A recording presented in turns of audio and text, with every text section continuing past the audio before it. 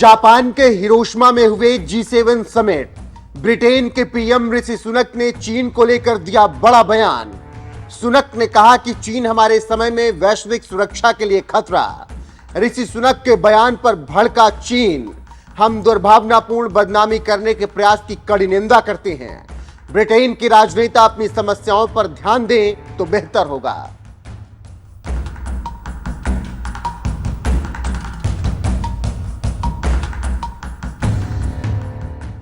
नमस्कार, मैं हूं आपके साथ रोहित। चीन दुनिया के लिए खतरा बनता जा रहा है और इसको लेकर अमेरिका और ब्रिटेन हमेशा सवाल उठाते रहे हैं, लेकिन चीन भी कम नहीं है। अपने ऊपर लगे हर आरोप को चीन ने खारिज किया है और इस बार भी ऋषि सुनक को तगड़ा जवाब दिया है। दरअसल जापान के हिरोशिमा में हुए G7 समिट खत्म हो चुके हैं और ले दे के सभी शक्तिशाली देशों के नेताओं ने गरीबी, बीमारी और बराबरी के हक की बात की है। इसके साथ ही साथ कुछ तीखे तेवर भी देखने को मिले जब सभी शक्तिशाली देशों ने चीन की जमकर क्लास लगाई। हम खबर पर जाएं उससे पहले ये बता दें कि एक बार आपको याद होगा कि कैसे चीनी राष्ट्रपति ने समरकंद में कनाडा के पीएम पर अपनी भड़ास निकाली थी, जिसकी हर तरफ खूब आलोचना हुई थी। अब उसी कड़ी में ब्रिटेन के प्रधानमंत्री ऋषि सुनक ने चीन को लेकर बड़ा बयान दिया और कहा कि चीन हमारे समय में वैश्विक सुरक्षा और समृद्धि के लिए सबसे बड़ी चुनौती है।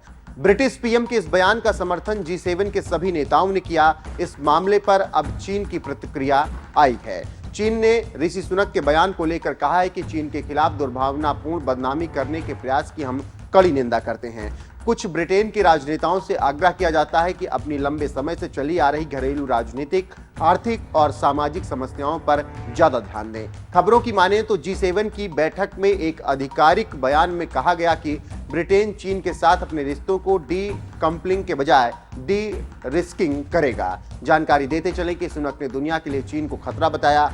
सुनक ने इस दौरान कहा कि हम एक साथ मिलकर काम करें, क्योंकि G7 और अन्य देश यह सुनिश्चित करते हैं कि हम खुद को और सप्लाई चेन को कम कर सकते हैं।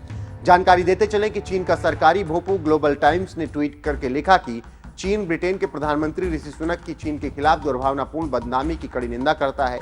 जानकारी देते चले कि चीन को G7 से अलग रखा गया और इसी वजह से चीन काफी बौखलाया हुआ है। ऐसे में ब्रिटेन के आक्रामक रुख को चीन बर्दाश्त नहीं कर सका और भड़क गया। वैसे पूरा G7 चीन के इर्द गिर्द घूमता रहा और अब उस पर प्रतिक्रिया आ रही है। आपको जानकारी होगी कि चीन पंगा लेने के लिए किसी से भी भिड़ जाता है। जैसे गलवान तवांग में वो भारत से भिड़ा और चीन हमेशा से भारत की जमीन पर कब्जा करने की कोशिश करता रहा और भारत को परेशान करता रहा। इसी के साथ ही साथ चीन नेपाल, जापान, ऑस्ट्रेलिया सभी के साथ पंगा ले रखा है और चीन की जमीन की भूख ऐसी है कि पूछना नहीं। अब देखना होगा कि आगे क्या कुछ होता है और इस पर राजनीति कैसे होती है।